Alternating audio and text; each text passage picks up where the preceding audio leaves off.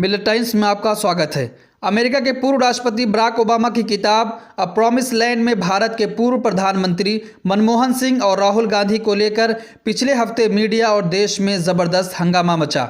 खासतौर पर राहुल गांधी के बारे में की गई ओबामा की टिप्पणी के बाद बीजेपी और कांग्रेस की ओर से कई प्रतिक्रियाएं आईं और मीडिया में जबरदस्त रिपोर्टिंग की गई। लेकिन अब उसी किताब में अमेरिका के पूर्व राष्ट्रपति ने बीजेपी को विभाजनकारी राष्ट्रवाद का नाम दिया है। इसी संदर्भ में ओबामा ने हिंसा, राष्ट्रवाद, नस्लवाद शब्दों का भी जिक्र किया है। कांग्रेस नेता शशि थरूर ने ट्वीट करके भारतीय जनता पार्टी पर निशाना साधा है और कहा है कि संघी ओबामा की किताब में उन लाइनों के बारे में क्या कहेंगे जिसमें उन्होंने मनमोहन सिंह की तारीफ की है और उनको एक अच्छा नेता बताया है और बीजेपी को विभाजनकारी राष्ट्रवाद का नाम दिया है। ओबामा ने अपनी भारत यात्रा का जिक्र उस किताब में किया है। मनमोहन सिंह, सोनिया गांधी और राहुल गांधी के साथ डिनर पर जाने का जिक्र भी किया है। वो लिखते हैं कि पता नहीं जब मनमोहन सिंह प्रधानमंत्री पद से हटेंगे तो क्या होगा।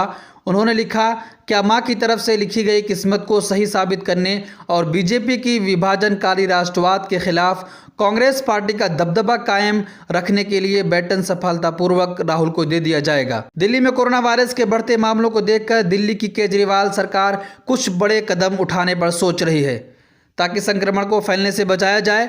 मुख्यमंत्री अरविंद केजरीवाल ने मंगलवार को एक डिजिटल प्रेस कॉन्फ्रेंस की जिसमें उन्होंने बताया कि कोरोना के बढ़ते मामलों के मद्देनज़र कुछ फैसले लिए गए हैं। उन्होंने कहा, कुछ हफ्ते पहले दिल्ली में कोरोना की स्थिति जब सुधर रही थी तब केंद्र की गाइडलाइंस के अनुसार शादियों में 200 तक की तादाद की इजाज़त दे दी गई थी। अब उसे वापस लिया जा रहा है। अब 200 की जगह 50 लोग ही शामिल हो पाएंगे। इस फैसले को एलजी के पास अप्रूवल के लिए भेजा गया है।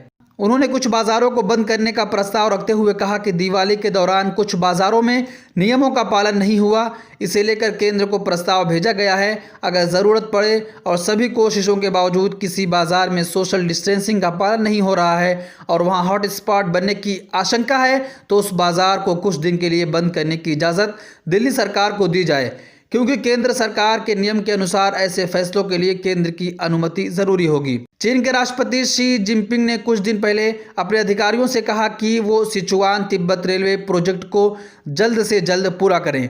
उन्होंने इस प्रोजेक्ट की यान लिंझी रेलवे लाइन को पूरा करने पर भी जोर दिया है। यान लिंझी रेलवे लाइन चीन के सिचुआन प्रांत से तिब्बत के लिंझी को जोड़ेगी, जो भारत के अरुणाचल प्रदेश की सीमा के काफ़ी करीब है। अरुणाचल के पास चीन का प्रोजेक्ट भारत के लिए चिंता का सबब बन सकता है।